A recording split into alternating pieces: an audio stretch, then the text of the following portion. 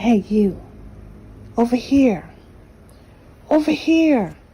I have got a secret. Now, I know a certain somebody who, well, his time is up. Now, this person, he was close to God. He knew how to praise God. But he wanted the praise.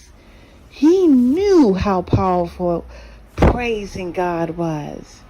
Giving God the honor and glory and praise. He knew how that made God feel. And he wanted it for himself. So he did so many things. Oh my goodness. And you know what? He knows his time is up. Now here's something more. Your time isn't up as yet. It is still time for you to repent. Don't go in the ways of Cain. Don't do the things that he has done.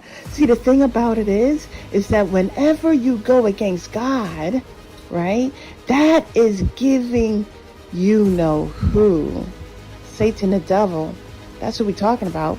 That's how you give him the glory and the praise. It's not even a worthy praise. Satan, he didn't even praise God in that fashion. But he doesn't want you to know that your time is not up yet. See, look. I almost want to say you didn't hear from me, but look. If you go ahead and repent, hold yourself accountable. You know, look, Jesus loves you. He gave his life for you. Satan doesn't want you to know that. He's like, you know what? Let me keep these people distracted. Let me not let them know that their time is up. Let them go ahead and follow after idols and money and greed and the flesh. He already thinks some type of way about you. But the thing about it is that what makes him so upset,